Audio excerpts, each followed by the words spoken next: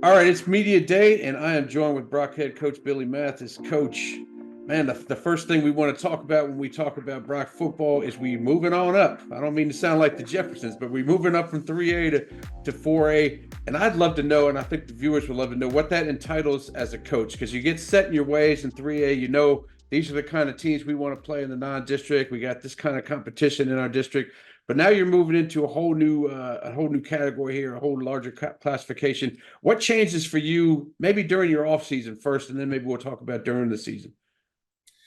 Really and truly, I mean, there's not a lot of change for us on what we do off season wise, and because our off season consists of most of our kids are all running track, they're playing baseball, powerlifting, so that stays pretty consistent year in and year out, and our number one goal during the spring and off season is to go out here and have a chance to win a state championship and football. I mean, in baseball, track, powerlifting, and everything else that we do from the 7-on-7 and all that. So, not a lot changes there. You know, Looking forward to the teams we're playing, and Yeah. for 7-on-7 and things like that, that's really where the change is. It's just you're having an opportunity to play, new faces, play people that you're not used to playing, and going places that you're not used to going. The last couple of years, our district's been pretty close to the same, so playing the same people, going to the same places, so you know what to expect. Now, it's all wide open, and with Mineral Wells being in the district, of course they're close, and Graham, we've played playoff games at both Mineral Wells and at Graham, the past couple of years, so we're familiar with a little bit of the facilities and stuff, but man, we're excited about the opportunity. Excited the way that Brock is growing, and it's a great community. It's a great town. It's really grown a lot these past couple of years. Really the past 5 or 6 years. Um, so for us, looking forward, we're going to get to play in a lot of great stadiums, a lot bigger stadiums. We've got our stadium's not huge or anything. It's pretty nice, but we're going to get to play in some of the bigger ones. I know the boys are excited about that. You know how 17, 18-year-old kids are, the things that they get excited about, Yeah. those type of stuff. So, and having, new competition, we're just excited about growing, and we're excited about the opportunity.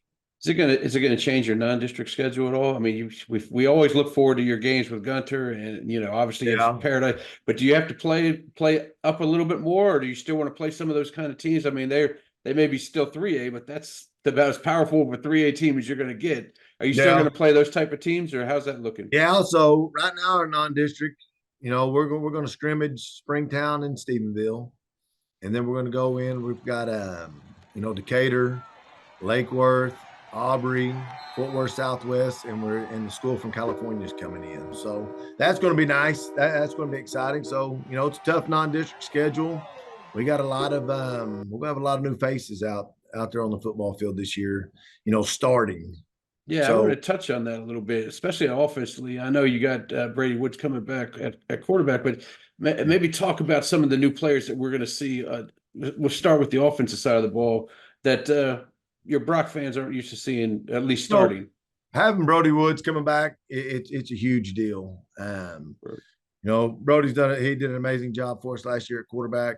And we expect him to be, even bigger this year. So, losing our running backs, so we're gonna have some younger guys come in that are gonna be competing for starting running back spot.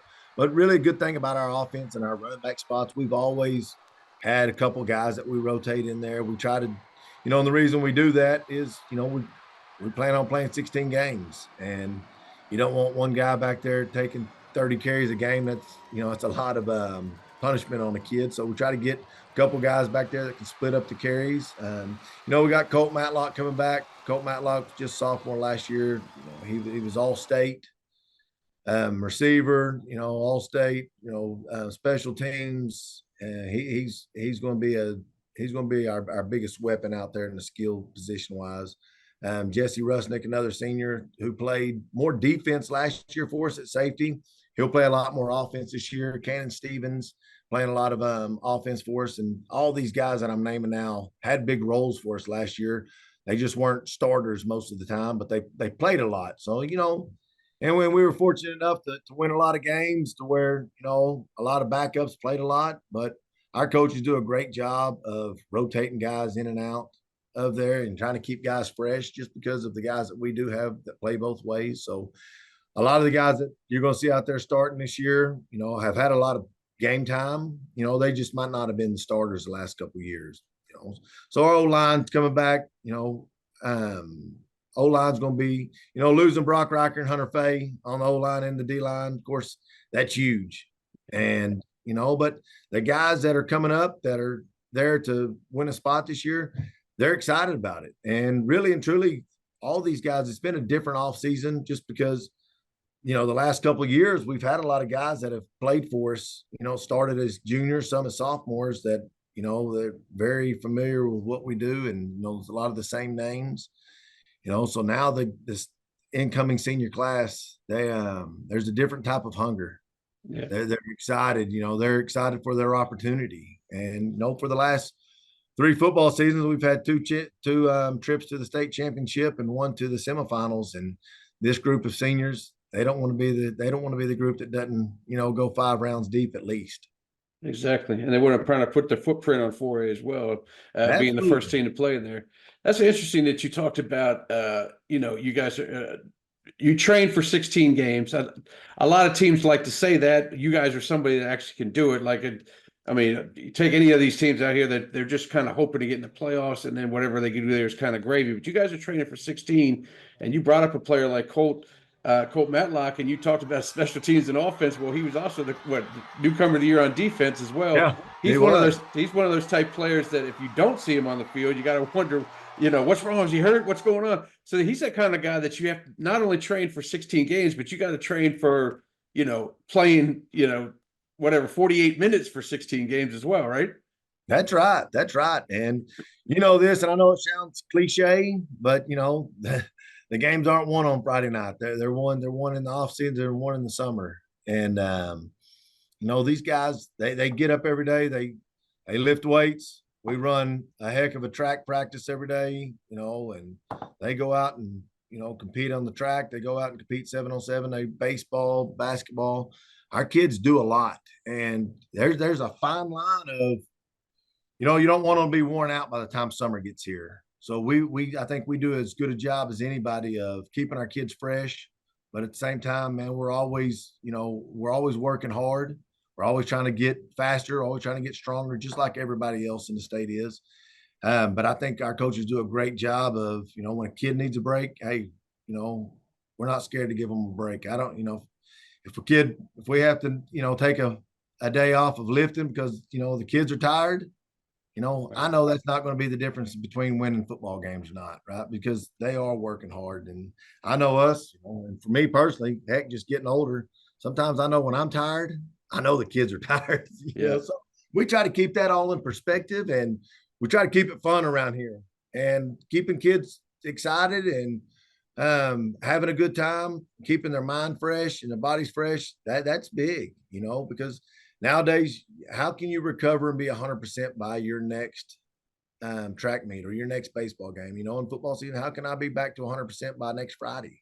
Right. And that's what we have to do as coaches, and we do a good job of it. And kids do a great job of, we put a lot of preference on sleeping and eating, and they've got to eat and they've got to sleep if they want to recover.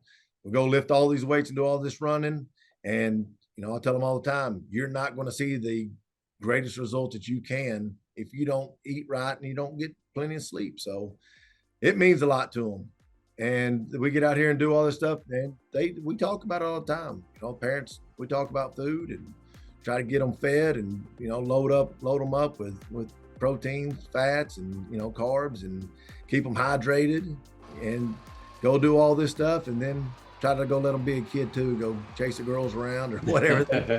Exactly. It's fun. Well, it's going to be fun. 4A is a new challenge, but I expect Brock to handle that challenge with flying colors like they normally do. So we will see you come August, into August, and we'll get ready for some more football. Thank you for joining us, Coach. Hey, thank you. Appreciate it.